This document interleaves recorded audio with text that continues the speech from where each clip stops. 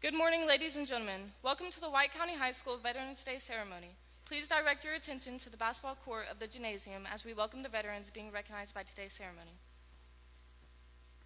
Ladies and gentlemen, please stand, and gentlemen, remove your caps for the playing of the national anthem by the WCHS band and the invocation.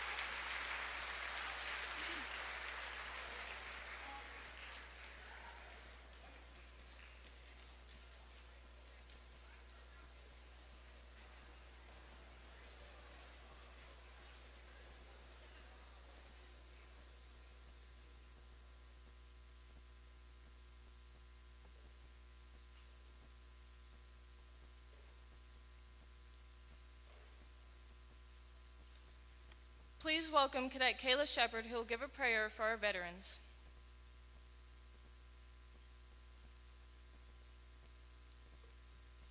Please bow your heads.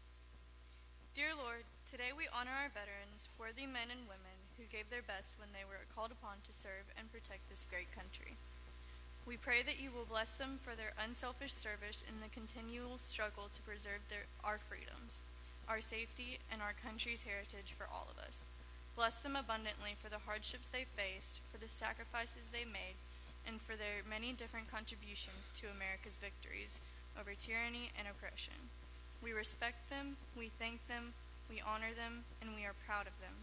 We pray that you will watch over these special people and bless them with peace and happiness. In your holy name, amen.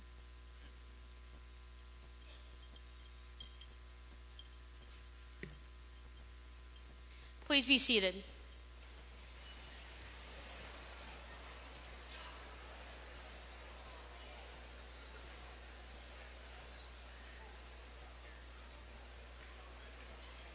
The history of Veterans Day.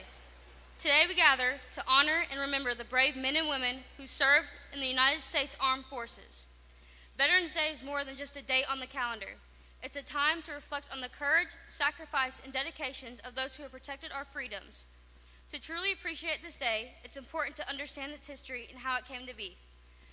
The story of Veterans Day began over a century ago. Near the end of World War I, the war officially ended when an armistice or peace agreement was signed between the Allied nations and Germany on November 11, 1918. This moment marked the 11th hour of the 11th day of the 11th month, symbolizing peace after years of devastating conflict. In 1919, President Woodrow Wilson declared November 11th as Armistice Day to honor the soldiers who fought and died in what was called the War to End All Wars. However, as time went on, history showed that war was not over. American troops went on to fight in World War II, the Korean War, Vietnam, and many other conflicts. To recognize the service of all U.S. veterans, not just those from World War I, Congress changed the name from Armistice Day to Veterans Day in 1954. President Dwight D. Eisenhower signed the bill, officially making Veterans Day a national holiday to honor all American veterans, past and present. Since then, every year on November 11th, Americans across the nation pause to remember the sacrifices made by those who served. From parades and ceremonies to quiet moments of reflection, the day reminds us of the price of freedom and the strength of unity. Unlike Memorial Day, which honors those who died in service, Veterans Day pays tribute to all who served, living or deceased. For their commitment to defending our country, as we observe this day, let us not only thank our veterans with words, but also through our actions. By showing respect, those in need, living in a way that honors the values they fought to protect. Their service ensures that we continue to live in a nation built on liberty, courage, and hope. Thank you, and may we all remember our veterans.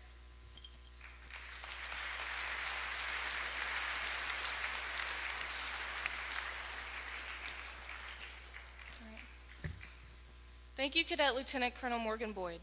Today marks the 249th year since the signing of the Declaration of Independence. As we celebrate Veterans Day, the theme for this year is service to our nation. We would like to take this time to thank all veterans for their service to this great nation. Your selfless sacrifice and honor are a direct reason for the freedoms and luxury we have today. Again, thank you for everything. We must also remember those fallen service members that paid the ultimate price for our freedoms today. At this time, we would like for all veterans to stand, if able, and be recognized when the WCHS band plays their service song. We also encourage all students to stand as their family service is played.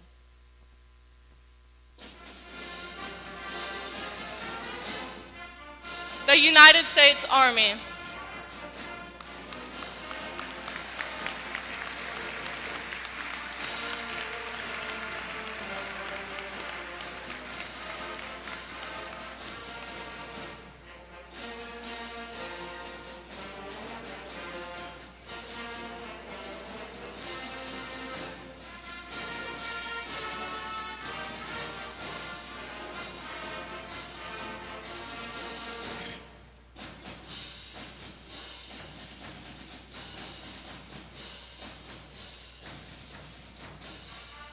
The United States Marine Corps.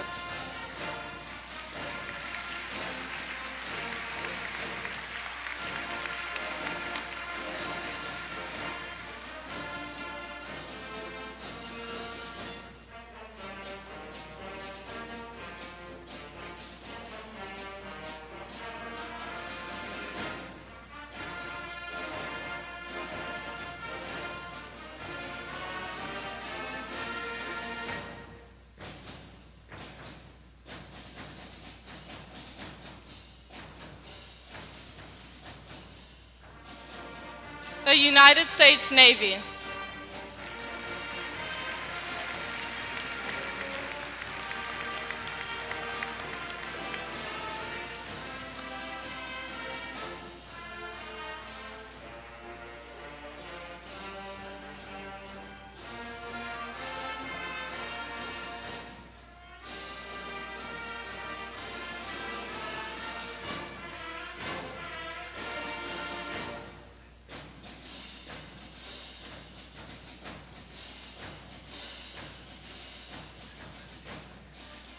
The United States Air Force.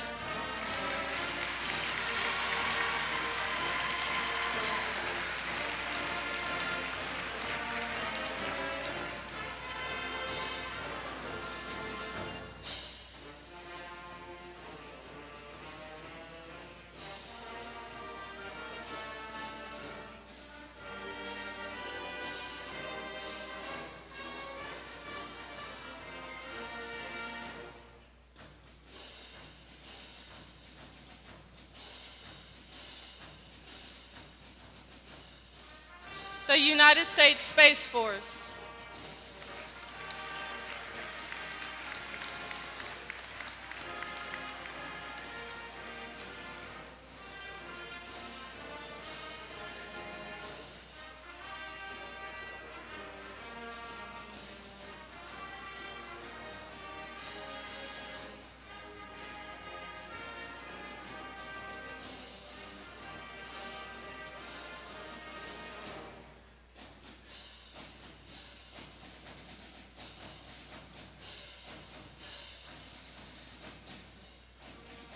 The United States Coast Guard.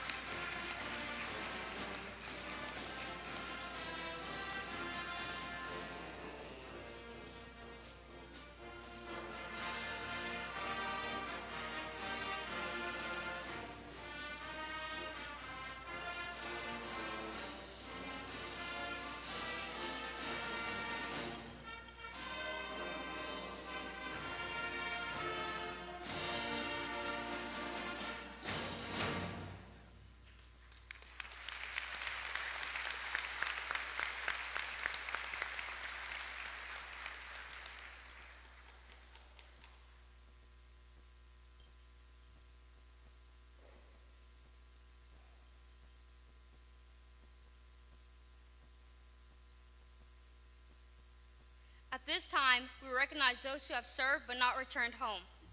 In times of war, there is always the possibility that military service members will not make it home. While this is traumatic for both the families and the communities affected, it is more damaging when the whereabouts and condition of a loved one is unknown. Such a person is commonly known as missing in action or MIA. If an individual was taken prisoner or held captive while engaged in an action against an enemy of the United States, while engaged in military operations involving conflict with an opposing armed force, or while serving with friendly forces engaged in an armed conflict against an opposing armed force, he or she is known as prisoners of war or POW. More than 81,000 Americans remain missing from World War II, the Korean War, the Vietnam War, the Cold War, and the Gulf Wars, or other conflicts. Out of more than 81,600 missing, 75% of the losses are located in the Indo-Pacific region, and over 41,000 of the missing are presumed lost at sea. Ladies and gentlemen, at this time, please stand if able as we observe a moment of silence for our POW MIA service members. You are gone but not forgotten.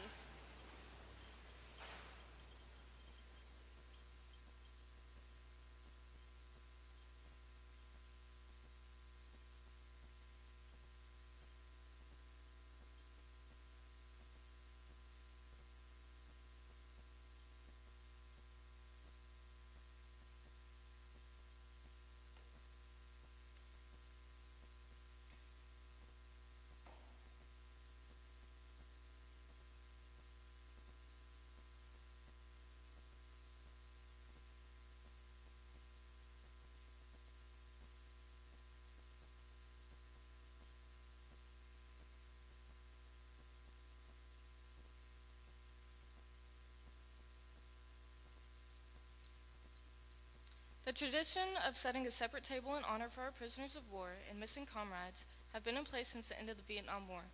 The manner in which this table is decorated is full of special symbols to help us remember our brothers and sisters in arms. The table is round to show our everlasting concern. The cloth is white, symbolizing the purity of their motives when answering the call to serve.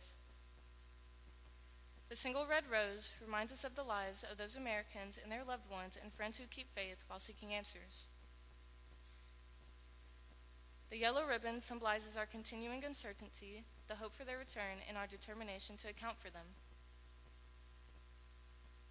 A slice of lemon reminds us of their bitter fate captured and missing in a foreign land. A pinch of salt symbolizes the tears of our missing and their families who long for answers after decades of uncertainty. The lighted candle reflects our hope for their return, alive or deceased.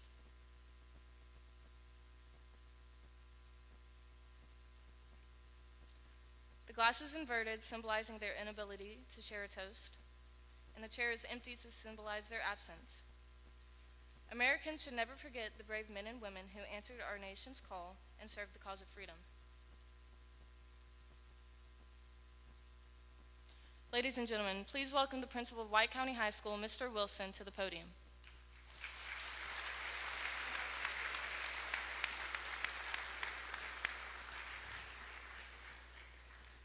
Good morning. You may be seated.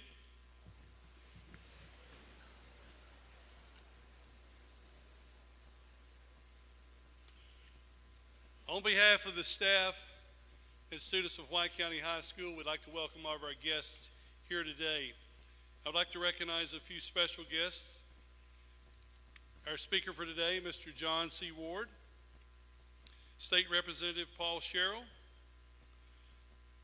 Sergeant Aaron McDermott, Chaz Barrow of Woodman Life, Sheriff Steve Page, State Senator Paul Bailey, Homeland Security, Mr. Brian Reynolds, and the Mayor of Baxter, Tennessee, Mr. Danny Holmes. Welcome them today.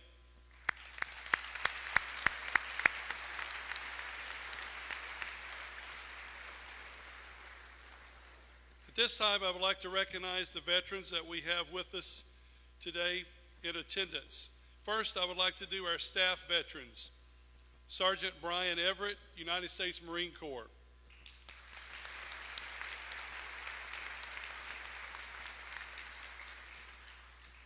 Please hold your applause to the end or we'll be here all day. Miss Jennifer Shaw, U.S. Air Force. Miss Teresa Buckner, U.S. Air Force. Mr. Stephen Ray, U.S. Army, 20 years.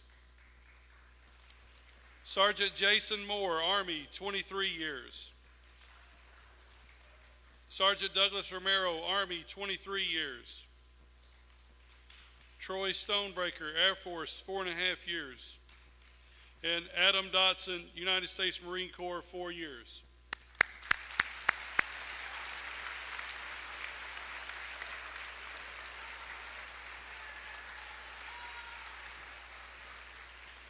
And now our visitors today. Again, hold your applause to the end. Mr. Carl Andrew Cummins, 15 years. Please stand when I call your name. Charles Tony Moore, 4 years. Billy Gary, 3 years. John Moore, 6 years. James McBride, 7 years. Aaron McDermott, 18 years. Phil Roberts, 6 years.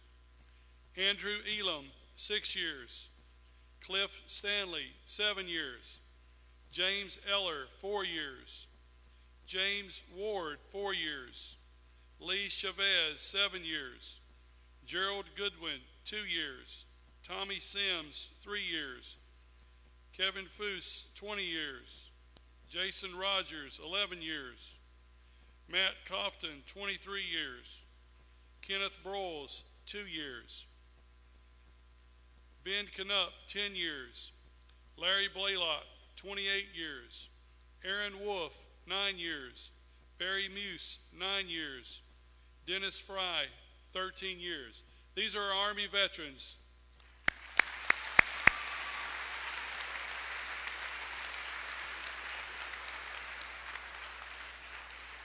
United States Marine Corps, Carl Andrew Cummins, 10 years. John Moore, 6 years. James Ward, 3 years. Jack Merrill, 8 years. And Caleb Tollison, 4 years. The United States Marine Corps.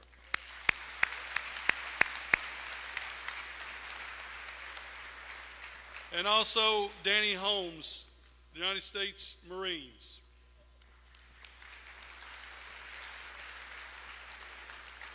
United States Navy, Josh Pack, 10 years. Fraser Roger, 2.5 years. Stephen Miller, 20 years. Roger Bryant, 4 years. Sarah Gilmore, 2 years. Jim Montgomery, 1 year. Darren Reed, 8 years. Joseph Williams, 4.5 years. The United States Navy.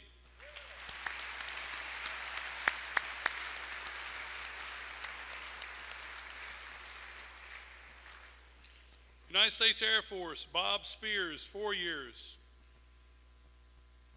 John Bonall, 4 years. Colin Sanders, 4 years. Caleb Matthews, 13 years. Crystal Spedding, 21 years. Jake Ward, 16 years. Walter Buttram, 6 years. Derek Dale, 4 years. Brandon Richards, 4.5 years. Dennis Fry, 13 years. United States Air Force.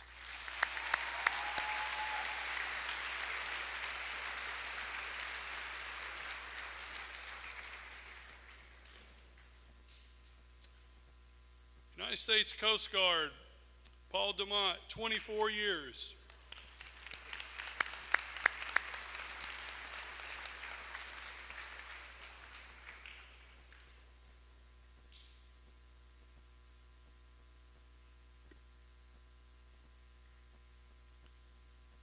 We'd like to thank all of our veterans for their time that they've served, but I'd like to also give a special recognition to those Vietnam veterans who are in our audience today. You did not receive the welcome home you deserved. Please stand and be recognized, gentlemen. Welcome home. Please give these and all the service members a round of applause in recognition to their service.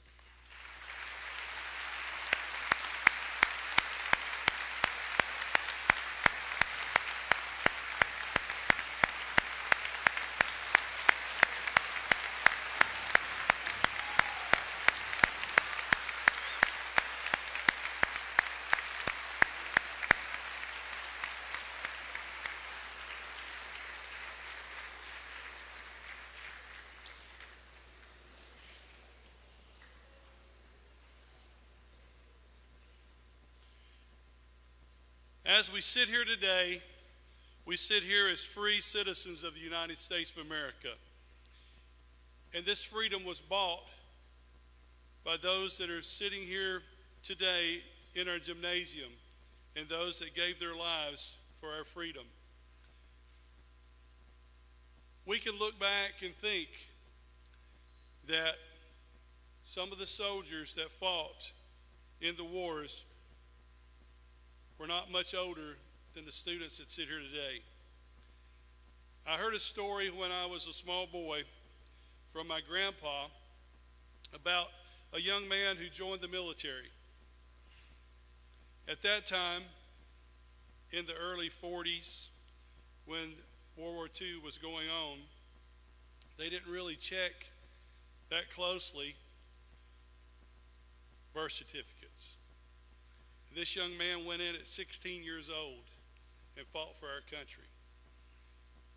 And unfortunately, he didn't make it back home. And Pa told the story with a tear in his eye, because that was one of his cousins that had went to World War II and didn't make it home.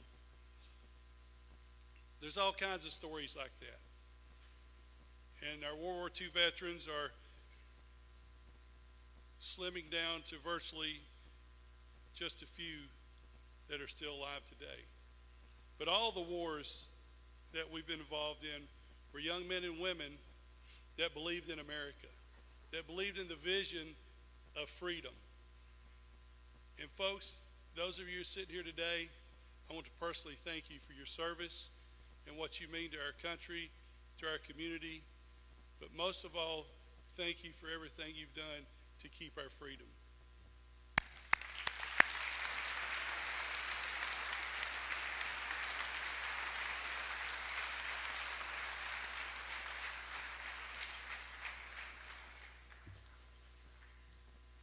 Today, we would like to welcome our guest speaker, Chief Master Sergeant John Ward.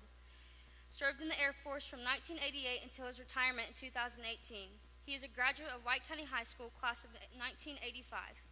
He has completed many senior leadership schools, as well as receiving his BS degree from MTSU in 1993.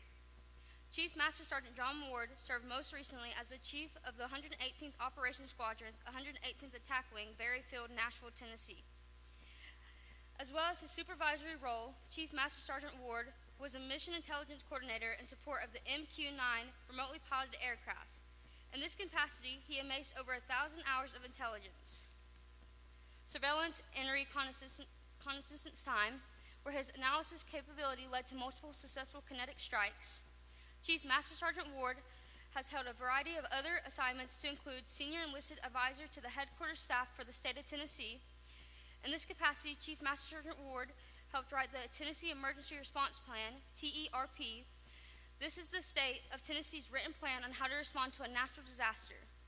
Also, while on the state staff, Chief Ward helped coordinate and schedule aircraft operations for the relief effort of Hurricane Katrina.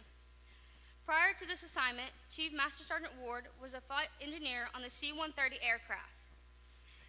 As a flight engineer, Chief Master Sergeant Ward amassed over 3,000 flight hours, deployed to numerous countries and continents in support of the United States Air Force operations. Before becoming a flight engineer, Chief Master Sergeant Ward was a crew chief on F-16 fighter aircraft stationed at Kunsan Air Base in South Korea. Major military operations.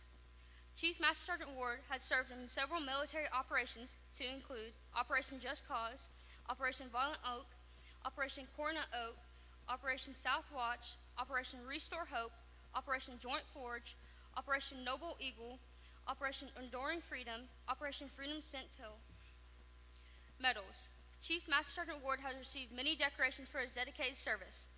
He has received the Meritorious Service Medal, Aerial Achievement Medal, Air Force Commendation Medal, Air Force Achievement Medal, Army Achievement Medal, Combat Readiness Medal, National Defense Service Medal, Armed Forces Expeditionary Medal, Global War on Terrorist Medal, Korean Defense Medal, Armed Forces Medal, and Air Force Overseas Medal. At this time, please welcome Chief Master Sergeant John Ward.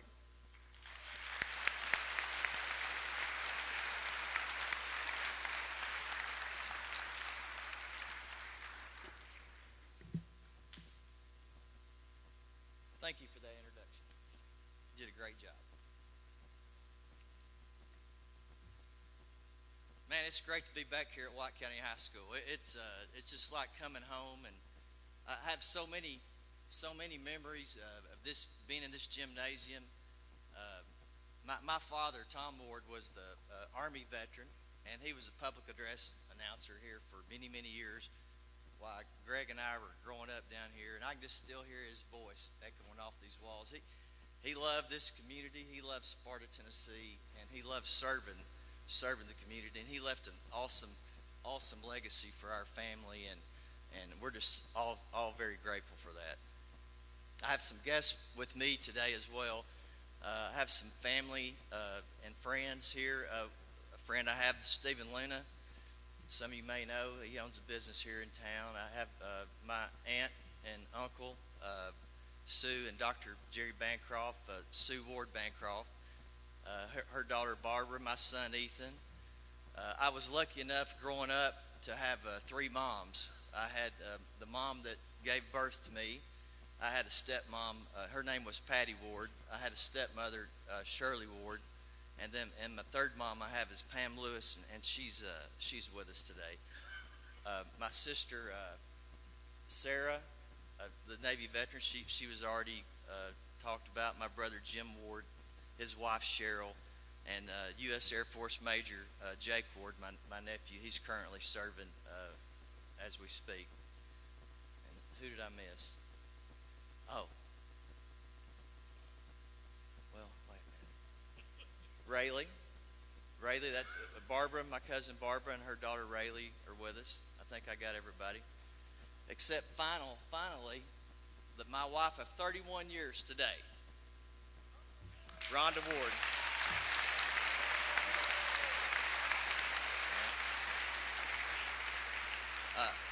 I tell a story all the time.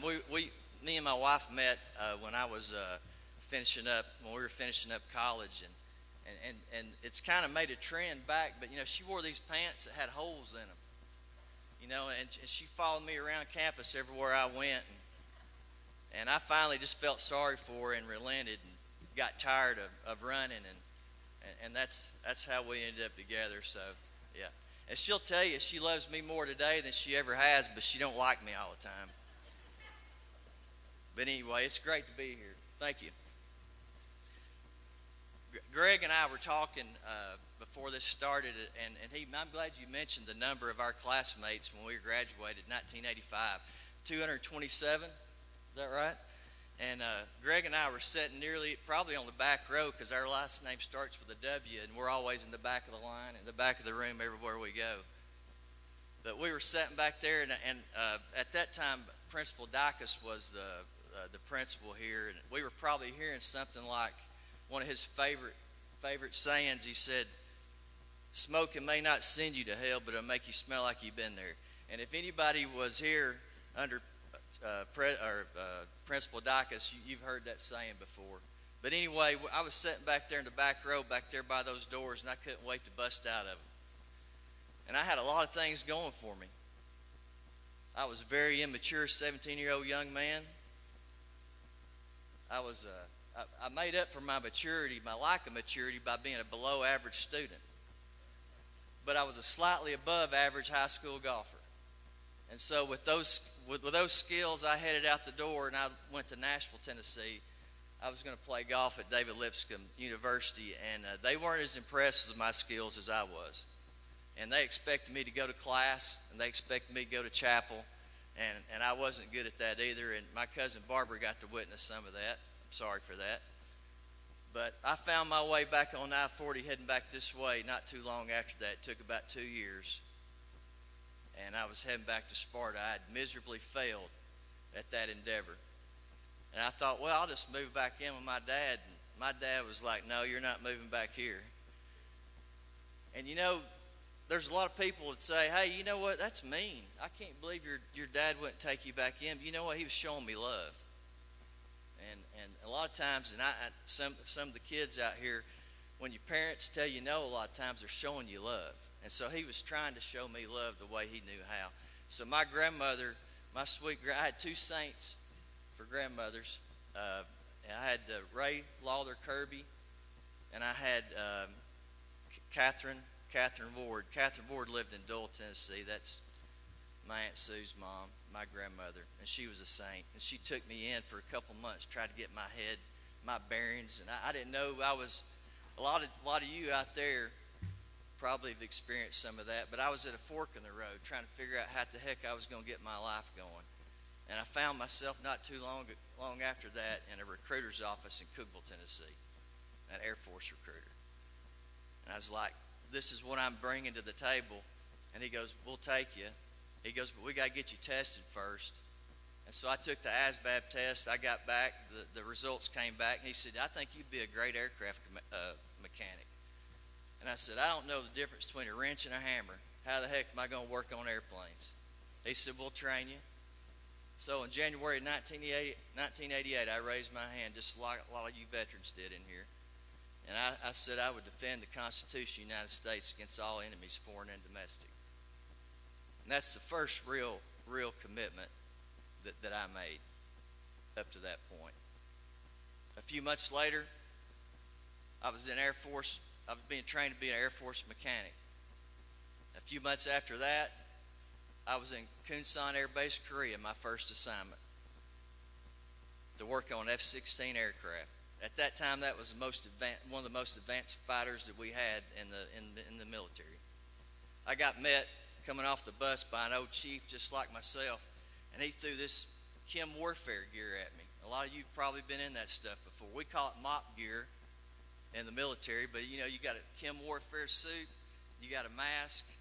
And he said, there's a crazy dude lives about 80 miles north of here, and he's got one of the largest stockpiles of chemical weapons in the world, and he doesn't want you here. And we think he'll use them. So if you hear that siren go off, you better put that mask on, you put that suit on, you're going to die a horrible death. And I went, you know what the heck have I gotten into? That sounds pretty serious. I was living a life of luxury, a year ago, and here I am, this guy's going to try to kill me. But you know what? I made it through that. And I learned how to work on an airplane. And I was very proud. And I actually exceeded. It's the first time I'd ever exceeded in something. So the Air Force had taught me a skill set. And I was grateful. And also, I started realizing that, you know what? I'm serving something that's bigger than me. You don't get to experience that a lot just in the regular civilian world. But you do get to experience in the military. That you're serving the people of America. You're serving the guy or the gal that's working with you. And my job was to maintain that aircraft. I had to have that aircraft ready to go every time a pilot came out to hop in and take off. And to me, they let me in charge of a $30 million aircraft, and I didn't think I knew what I was doing. I couldn't believe they did it. I thought they was crazy. But I learned how to do it, and I knew it was serious. And that was a big responsibility at that age, for me especially. I did that for a few years, and then I had an opportunity to go to flight training. And I flew on the most wonderful airplane on the planet. It was a C-130 Hercules cargo aircraft. I loved that airplane. That airplane took me all over the world. It took me some places you didn't want to go. Some places I'll never go again. But my first assignment in a 130, my first deployment was in Somalia, over in the Horn of Africa, Eastern Africa. And we were at that point, it was a humanitarian effort. It ended up being something other than that. If anybody's ever saw the movie Black Hawk Down, but it ended up getting kind of crazy over there near the end. But I took that airplane, we flew that airplane all over Eastern Africa, and we landed in places you wouldn't believe where we landed. We landed in dry lake beds, anywhere. There'd be a dry lake bed in a village, and we'd land, and we would bring the people food. It was a terrible situation. It was a drought. People were starving. There was a big famine, and they were glad to see us. We'd land near that village, and these people would come out, and they would grab all the rice and the water and whatever off the airplane, and it was pitiful. These people were starving. And that's one of the first times I realized, man, what a great country we live in. We should all be proud of the country we live in. and what we have. We kind of all started on third base, if you think about it, just because a lot of veterans, a lot of people before us sacrificed. But it was good to see. It was sad to see, but it was also good to see. It just reassured me of what a country we live in.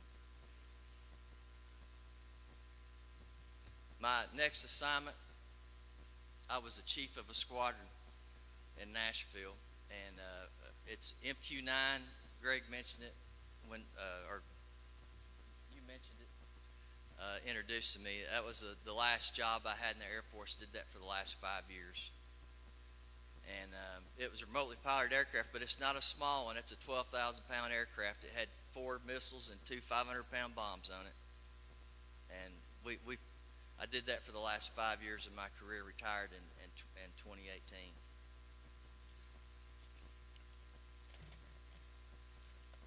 So,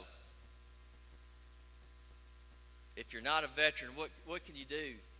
What can you do to honor a veteran? Well, this is nice. Principal Wilson's, this is a very, very nice ceremony. But what can you do if you're not a veteran?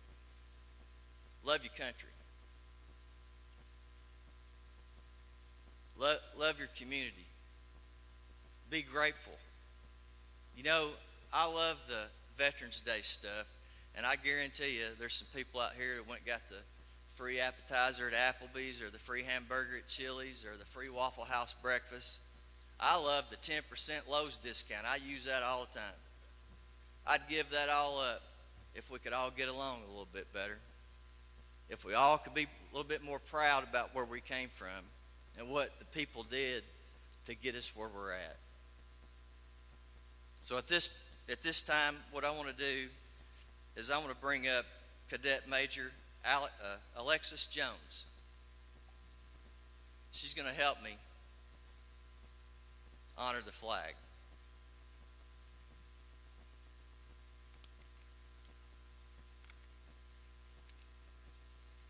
Alexis is a member of the junior ROTC here at Sparta for the last 4 years. Among many roles, she's currently a Special Projects Officer. Alexis plans on attending college after high school and is a member of the swim team and the archery team. She also has a positive attitude. She brings a lot of energy in everything she does. So what I'm going to do is I'm going to present you with the coin that I have. In the military, as a chief or commander, you have a coin. I designed this with my commander when I was in the Air Force. And it has the 3 stars of the state of Tennessee, and we award these for excellence. So I'm going to give this to Alexis right now and congratulate her on a great job.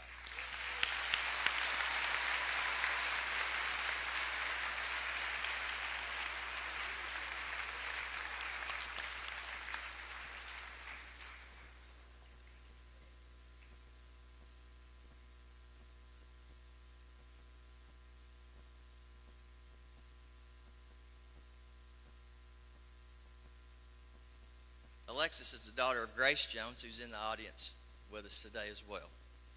So you did a good job, Grace.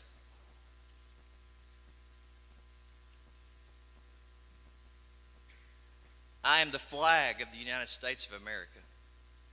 I was conceived in the dreams of liberty and in the hopes of freedom.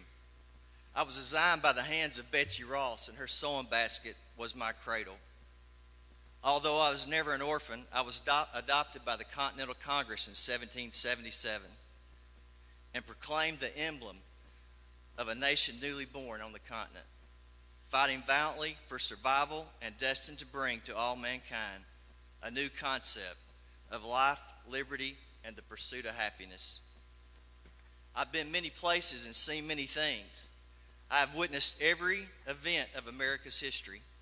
I was there when they fired the shot heard around the world. I was there in the late twilight at Fort McKinley and inspired Francis Scott Key to write the immortal Star-Spangled Banner, now our national anthem. Ladies, I saw Molly Pritchard take the cannon swab from the hands of her dead husband to help carry on the fight for freedom. I felt the biting cold at Valley Forge and gave warmth and comfort to General Washington's tired and hungry Continental Army. I rode with Ethan Allen and the Green Mountain Boys, and I saw the signal that started the midnight ride of Paul Revere. I was flown above the decks of old Ironsides and from the mast of the Yankee and the China Clippers. I blazed a trail with Davy Crockett and Daniel Boone. I led the settlers coming west and crossed Death Valley in a covered wagon. I was carried through the halls of Montezuma to the shores of Tripoli by the United States Marine Corps. Once I fell to the ground at Custer's last stand, there was no living hands to pick me up. I charged up the slopes of San Juan Hill with Teddy Roosevelt and the Rough Riders of the United States Cavalry. I was raised by 5 brave men during the hell of Iwo Jima, and I waved farewell to 4 immortal chaplains who took their life jackets off, gave them to the young soldiers as they sank into the sea, singing, "Closer, my God, to thee." I stayed with the troops till it was all over. And on the battlefields of Bunker Hill, Gettysburg, Pearl Harbor, Europe, Korea, Vietnam, Iraq, and Afghanistan, I saw many of the soldiers and sailors and airmen of our nation fall and lie still in death.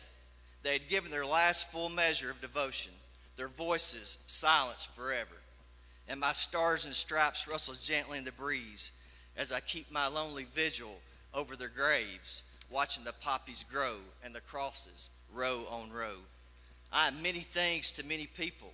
I am inseparable link in the chain that binds men to God and country, each link welded in the fires of purity by the sacred hands of God himself.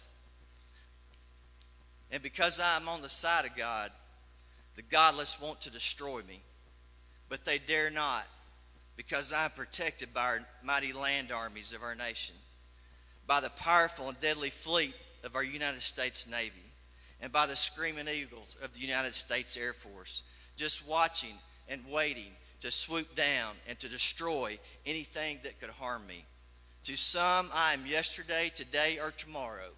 To others, I'm a glorious child, a grand old man, or at most a gracious lady.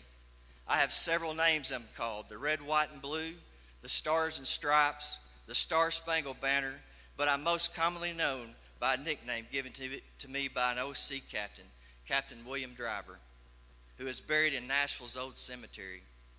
Captain Driver called me Old Glory. I have changed much in my 250 years, but I still have my original 13 stripes. As each new state came into the Union, a star was proudly added to the constellation of my blue field. And all started with 13 stars, and now there are 50. There are many more things I would like to tell you, but I haven't the time. I would like to see you again. I'm easy to find. I'm in the homes of the poor and in the mansions of the rich. I'm in Independence Hall with the Declaration of Independence. I'm in the White House with the President and Mrs. Trump. I'm in churches, cathedrals, schools. I'm even on the moon, where I'm also lonely because I'm the only one there. My life has not been an easy one, but my memories are vivid. I have not forgotten the prisoners of war, nor those who are mission in action. We must always remember them, lest their tears cause my stars to become cloudy and my stripes to fade.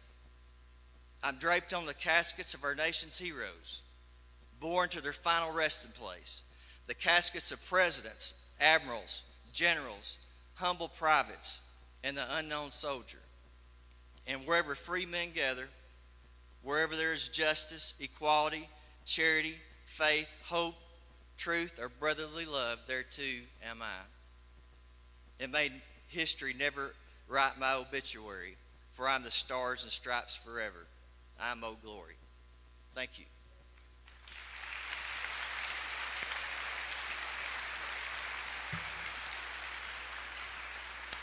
At ease.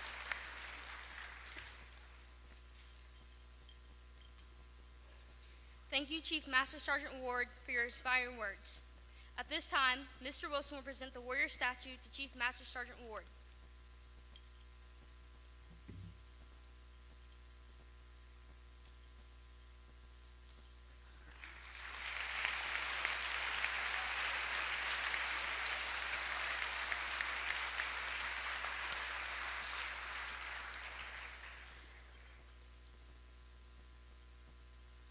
this time, I'd like to introduce Troy Stonebreaker. Troy Stonebreaker spent 4.5 years in the United States Air Force as a security policeman from 1985 to 1990. He spent his first 2 years as a Minot Air Force Base, then he PCS to the Naval Air Station in Iceland for 1 year remote. After he PCS to Grimison Air Force Base in Peru, India, in the mid-1990s, he went to the Indiana National Guard for 4 years and trained to be a medic. After a hiatus, he moved to Florida and joined the National Guard in 2007 and trained to be an air defense artillery operator. He got out in 2010 because he was hired with the Highway Patrol. He says he enjoyed my time in the military. Please welcome our school resource officer and guest speaker, Troy Stonebreaker, as he shares the importance of Veterans Day.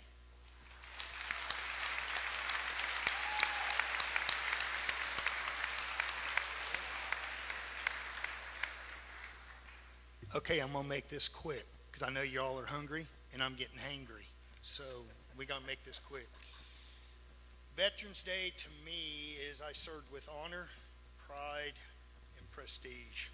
It's the best thing I ever did. Met a lot of people, got to see the president in Iceland, and I also got to guard Air Force 2 at Grissom Air Force Base. So I commend all of you.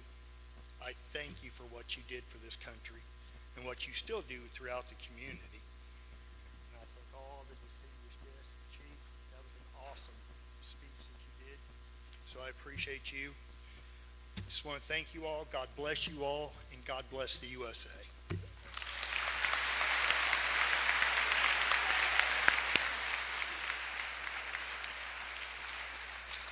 Thank you, Mr. Stonebreaker. First Sergeant Douglas Romero, the Junior ROTC Senior Army Instructor, will now present Mr. Stonebreaker with the Certificate of Appreciation from White County High School Junior ROTC program, as a token of gratitude for supporting today's ceremony.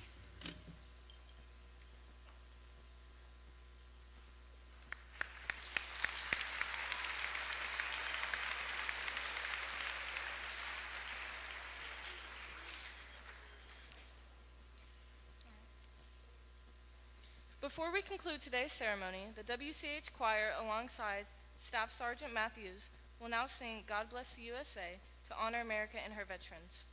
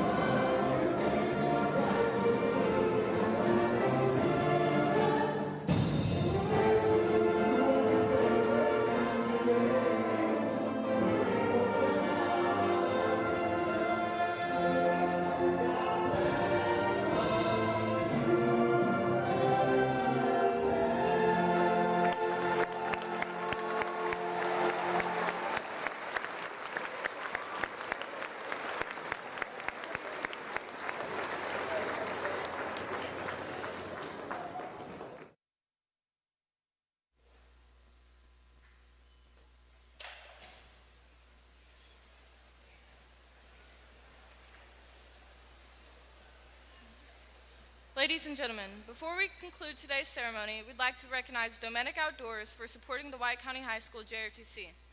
The service flags that you saw that led the veterans at the start of the ceremony were purchased by donations given to the JRTC by Domenic and Woodman Life. Thank you for attending today's ceremony in honor for our local veterans. Please remain seated until the veterans and their guests have departed the gym. I'd like to do one more quick thing.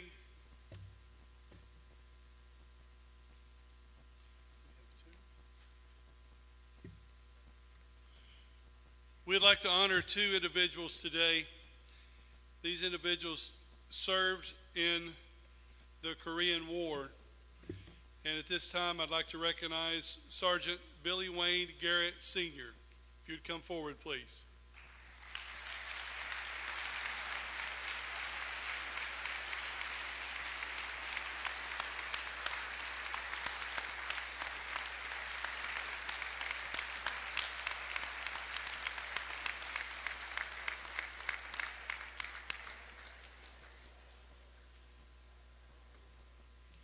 We'd also like to recognize Captain Kenneth Ray Broyles.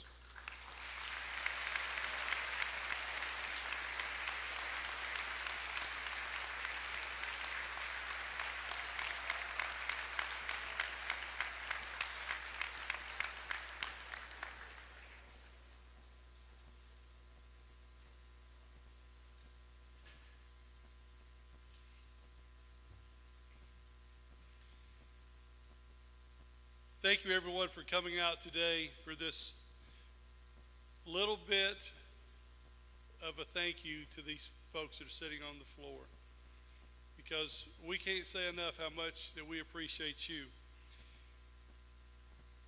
And at this time, if the veterans would just stay in your areas, we're going to release our students. We'll go back to second block, and you'll get your stuff, and then we'll be released to first lunch and fourth block. Thank you.